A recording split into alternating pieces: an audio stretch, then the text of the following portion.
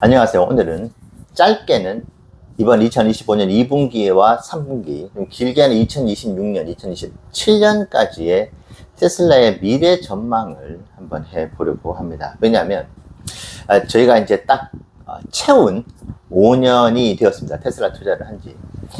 그래서 지금 그 어느 때보다도 테슬라의 앞으로의 주가 흐름과 테슬라의 미래에 대한 비전을 정확하게 예측하는 것이 어려운 것 같아요. 특히 테슬라의 주가 향방에 대해서는 더더욱 쉽지가 않은 매우 고난이도의 어떤 능력을 요구하는 것 같긴 합니다. 그래서 과거로 한번 돌아가 봤어요. 이제 꽉 채운 5년이 되는 시기이기도 하고, 그래서 5년 동안 있어 왔었던 테슬라의 어떤 흥망성쇠라고 해야 될까요? 좋을 때도 있었고 나쁠 때도 있었는데, 그때를 돌아보면은 앞으로 우리의 투자의 어떤 미래라고 해야 될까요?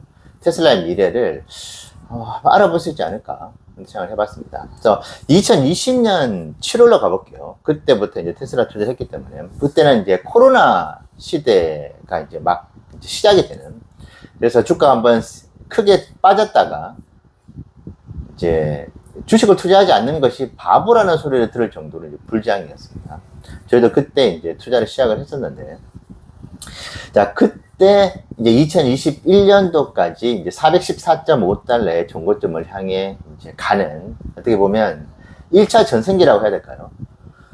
그 전성기를 이제 저도 이제 몸소 실전 투자자로서 겪었는데, 그때 한 가지 가장 큰 이제 주가 상승의 원인은 테슬라의 판매량, 이제 전기차 판매량의 폭발적인 성장이었습니다. 그래서 그 당시에는 어땠느냐면은, 과연 어느 정도 서프라이즈를 기록을 할까? 그러니까 지금 우리가 이제 실적을 비트했다, 뭐 서프라이즈다, 실적 미스했다, 컨센에 부합한다 이런 이야기를 하죠. 근데 그 당시에는 뭐 비트든 이렇게 뭐 컨센에 부합한다는 건 상상도 하지 못했었고, 그러니까 무조건 실적이 기관에서 예측하는 것보다 좋다. 근데 기관들도 다른 기업들의 표준화된 어떤 컨센서스라는 게 있잖아요. 그걸 이제 대입을 할 수밖에 없습니다. 테슬라는 특별하니까 예상치를 완전히 이제 크게 올리는 어떤 그런 어떤 사례를 만들어 주지는 않더라고요. 기관들도. 그래서 적정 수준의 어떤 예상치를 내놓습니다. 그러니까 그것이 보기 좋게 다 틀리죠. 왜냐하면 워낙 이제 성장률 자체가 높았기 때문이죠. 그래서 분기가 지나갈 때마다 뭐 50%, 그리고 지금은 성수기와 비수기가 있잖아요. 4분기와 1분기가. 근데 그때는 그런 것도 없었어요. 그래서 1분기가 4분기 때보다 판매량이 더 많이 나오는 그런 시절이었습니다. 근데 그때는 과연 어느 정도 서프라이즈를 내느냐. 그래서 50%가 넘는 상승을 기록할 줄 알았는데 40%밖에 안 나오고 30%밖에 안 나와. 그럼 그걸 가지고 시장이 실망을 했었어요. 그거밖에 서프라이즈를 못 기록했어 하면서 주가가 빠졌던, 지금 생각하면 정말 행복한 순간이었죠. 근데 그 당시에는 우리가 이제 한 대를 팔다가 한 대를 더 팔면은 한 대밖에 더 늘어나지 않았는데, 성장률로 보면은 100%라고 하잖아요. 그래서 사업의 규모가 지금과는 아무래도 이제 규모가 작았죠. 에너지 사업도 존재를 하고 있지 않았었고, 그래서 이제 성장률 자체에 대해서 아무래도 단위 판매량이 이제 적다 보니까 거기에 대한 착시가 있었을 수도 있습니다. 하지만은 어쨌든 신생기업이나 마찬가지였고, 항상 이제 성장해 나가는 회사가 매 분기마다 50%씩, 뭐 70%씩 이제 성장을 하니까 매우 고무적으로 본 것이죠. 그런 상승 흐름을 2021년 이제 하반기까지 가져갔었던 거죠. 그래서 PER을 워낙 이제 고속 성장을 해왔었고, 실제로 숫자를 보여줬기 때문에 414.5달러까지 이제 찍게 됩니다. 근데 이제 그 순간부터가 이제 대세 하락의 또 아이러니하게도 이제 시작이었던 것이 되는 것이죠. 자, 그래서 2021년 하반기까지는 이제 테슬라의 실적을 바탕으로 둔 고속 성장의 시대였다.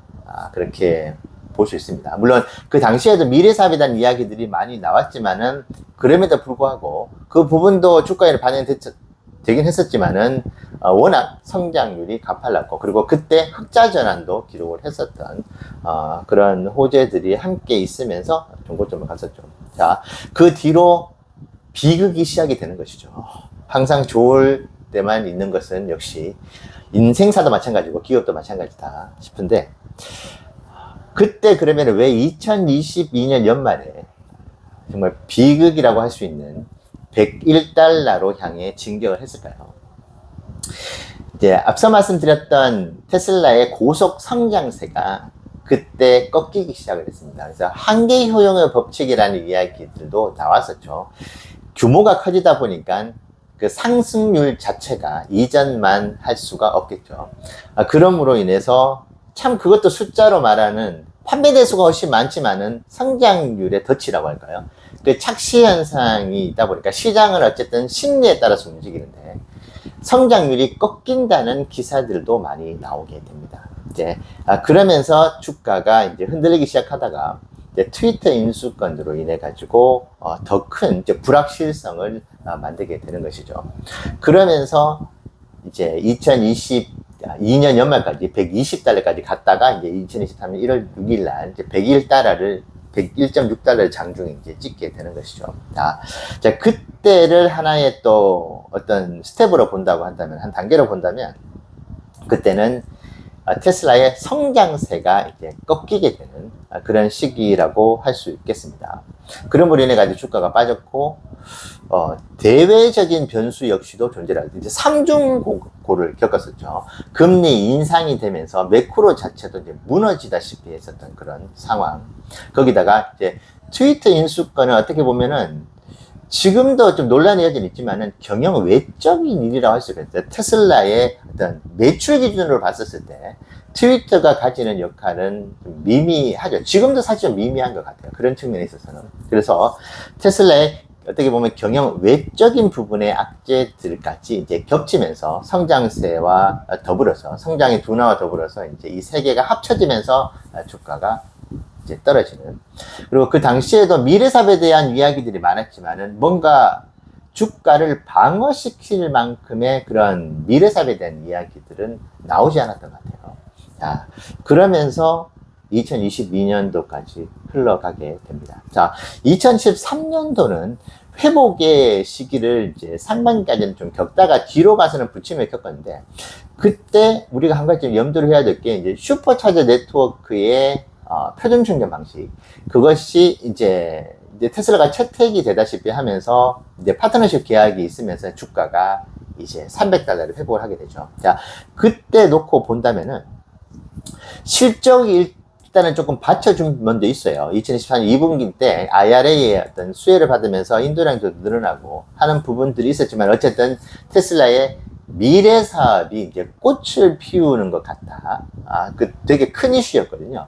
이제 그 이슈가 터지면서 시장은 이제 환호를 했습니다. 드디어 테슬라의 미래 사업이 이렇게 결실을 맺는구나 하는 그런 가시적인 성과가 나온다. 그래서 이제 앞으로 이제 충전 사업, 뭐 충전이 잘 돼야지 기본적으로 전기차가 팔리는데, 이것을 테슬라가 그냥 송두리째 전 세계를 다 잡아먹겠다. 그러면 전기차도 독점을 하겠네. 테슬라의 손아귀에 다 놓여있게 되는 건 아닌가. 이런 이야기들까지 나오면서 주가가 크게 상승을 하게 됩니다. 그러니까 실적은 크게 물론 역할을 일부 했겠지만 미래 사업에 대한 펀더멘탈이 매우 긍정적으로 받아들여지는, 그러면서 주가가 회복을 하는 300달러까지 회복을 하게 되는 것이죠. 자, 근데 그 뒤로 다시 138달러를 향해 달려가는 시절이 다시 우리에게 다가오게 됩니다. 자, 그때 가장 크게 대두가 됐었던 게 무엇일까요? 지금은 실적 발표 때 크게 이야기가 나오진 않고 있습니다만은 영업이익률입니다. 소위 말하는 이제 오퍼레이팅 마진이죠. 회사가 상품을 판매하고 난 뒤에 남게 되는 이익. 이것이 2021년도, 2022년도부터 살짝 꺾였지만 그래도 2022년도까지도 매우 높은 퍼센테이지, 그러니까 일반 레거시 자동차 기업들하고는 이제 비교조차 되지 않을 만큼의 높은 영업이익률을 가져다 줬었어요. 그것이 테슬라의 정말 막강한 힘이다. 그래서 일반 자동차 레거시 기업과 비교해서는 안 된다. 이 회사는 벌어들이는 돈 자체가 다르기 때문이다. 이런 이야기가 있을 정도로 영업이익률이 너무나 좋았었어요.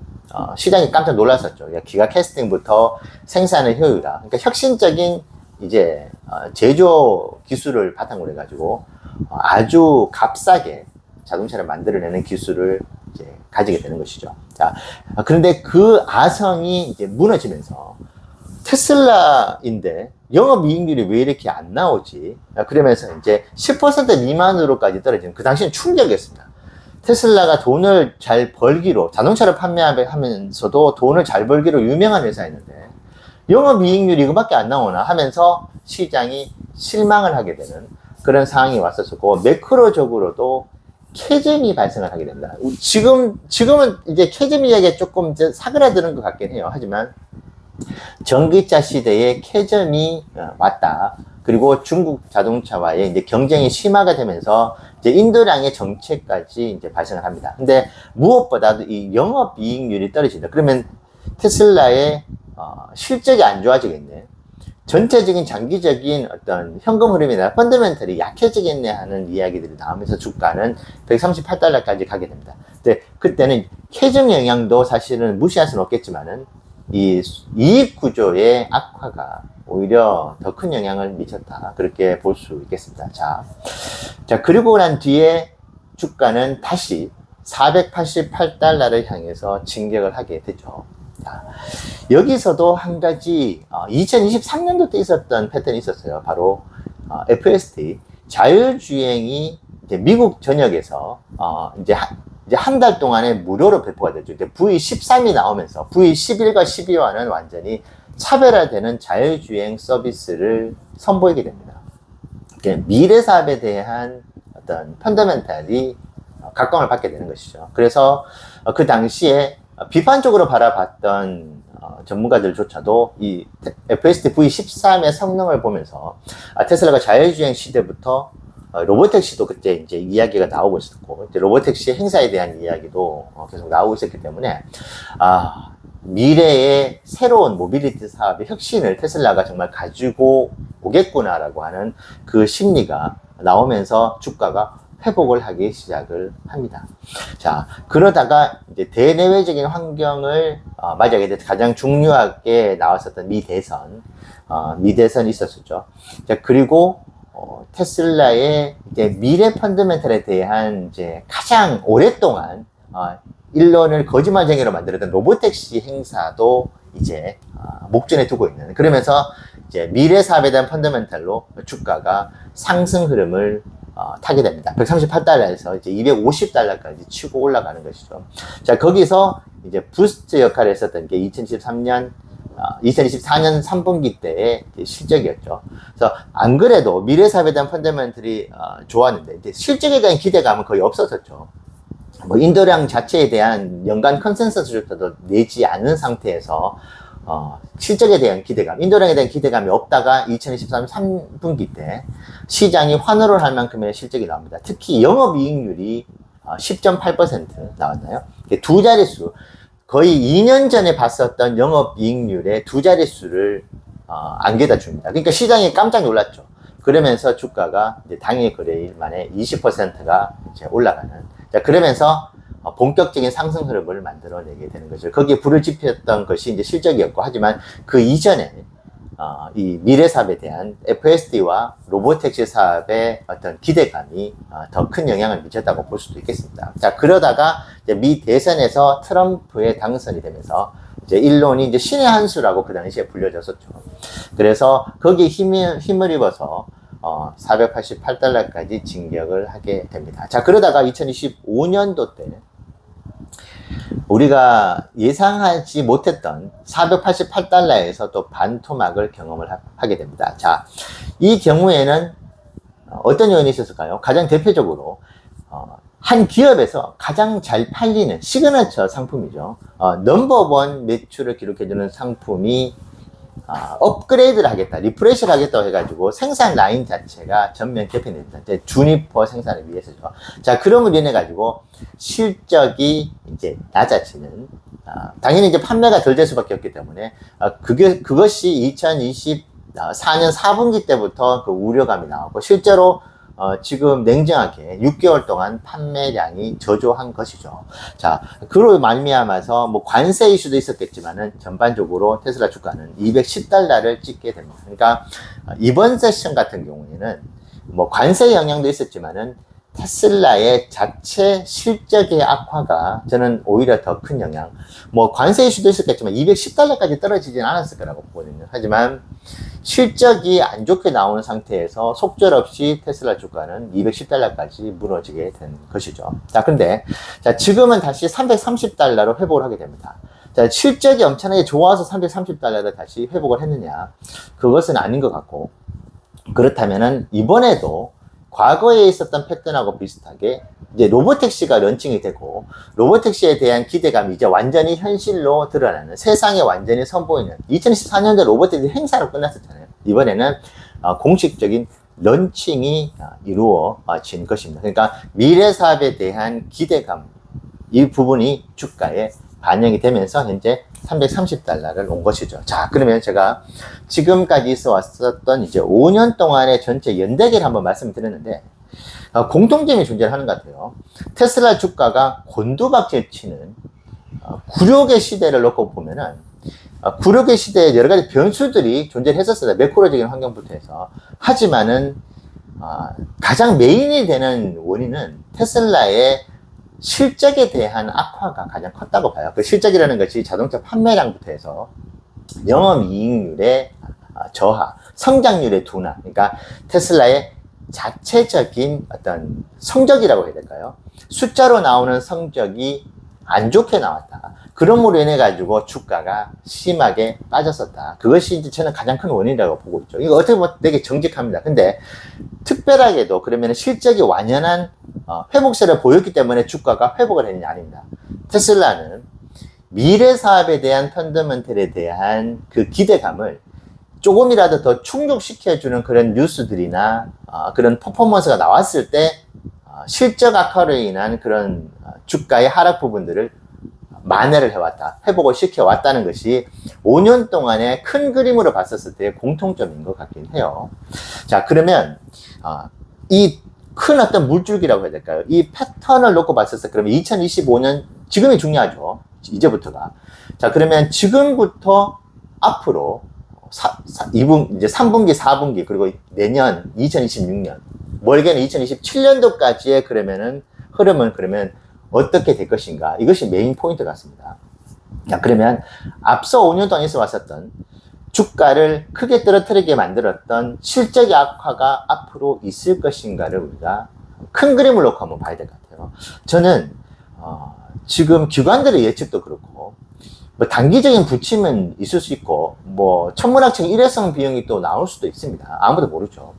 자, 그럼에도 불구하고 이제는 실적이 주가를 완전히 곤두박질 치게 만들 만큼의 악화가 과연 있을까? 물론 탄소 크레딧이 줄어드는 부분들, 뭐 여러 가지 뭐 경쟁이 심화된다는 이야기들도 있겠지만은, 전체적으로 테슬라가 지속적으로 원가 구조 혁신을 가지고 있고, 전체 매크로 환경 자체가 전기차의 어떤 배터리 가격부터 해서 원가를 낮추어 나가는, 그러니까 전기차 시대로의 흐름에 도움을 주는 어떤 그런 구조들이 만들어져 있다고 보거든요. 거기다가 당분간은 이번 상반기와 같은 주력 모델의 리프레시로 인해 가지고 공장이 일단은 생산을 멈춰 가지고 고객들에게 판매가 덜 되는 그런 상황은 향후 3, 4년 동안은 있기는 좀 힘들다. 오히려 이번에 모델 롱 버전처럼 지금 주력 모델을 더 견고하게 만드는, 좀 이제 물이 새 나가는 부분들이 있으면 이것을 메꾸어주는 역할을 하는 그런 모델들이,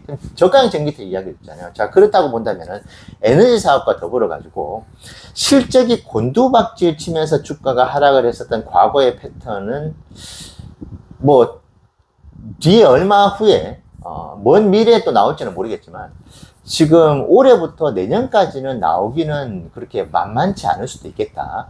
지금 나오고 있는 여러 가지 현상들을 놓고 본다면 말이죠. 자, 그러면 과거에 테슬라가 주가가 빠졌을 때 회복을 시켜줬던 미래 사업의 펀더멘털이 그러면 약한가? 실적도 안 좋고 미래 사업에 대한 구체적으로 눈에 가시적으로 보이는 것도 없었던 시절도 과거에 많이 있었거든요. 일론이 말만 했었던.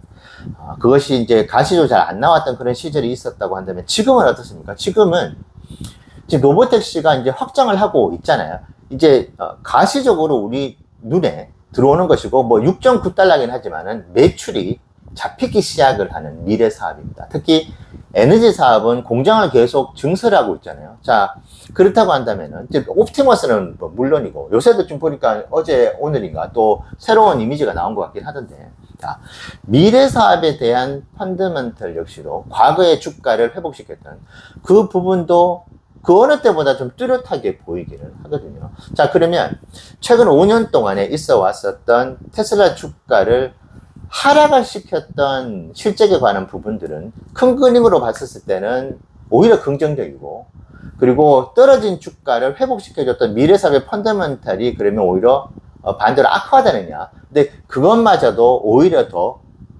우리의 눈에 이제 보여지는, 우리의 현실에 코앞으로 다가온 것 같은 그런 모습들을, 퍼포먼스를 실제로 보여주고 있다. 자, 그렇다고 한다면은 물론 고평가 논란이 있어요. 주가 자체가 PR이 너무 높다는 고평가 논란이 있는데, 과거의 사례를 보면은 PR이 너무 높기 때문에 주가가 떨어진 적은 잘 없던 것 같아요.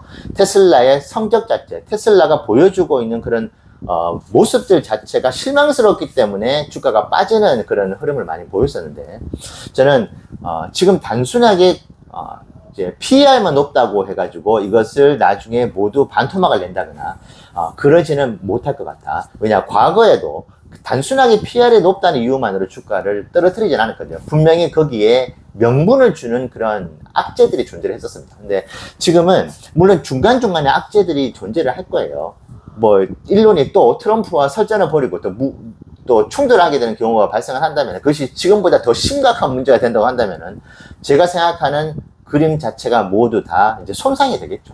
하지만 그런 이슈조차도 한 번 이제 폭풍이 지나갔잖아요. 그러면 보통 그 뒤에는 좀 소용돌이로 끝날 확률도 과거의 사례들을 보면 조금 더 많았지 않느냐, 조심스럽게 생각해 봅니다. 그래서 이제 큰 그림을 봤었을 때 이번 2분기 실적이 어떻게 나올지는 저도 뭐 장담을 할 수는 없지만은, 제가 5년을 한번 쭉 돌이켜 보니까 앞으로 테슬라가 만들어 나간 실적에 대한 기대감과 미래 사업에 대한 비전은 긍정적으로 바라볼 만할 요소들이 조금 더 많지 않을까, 그렇게 한번 생각을 해보게 되었습니다. 그래서 뭐 그러면은 당장 그러면은 엄청나게 앞으로 좋아지겠대.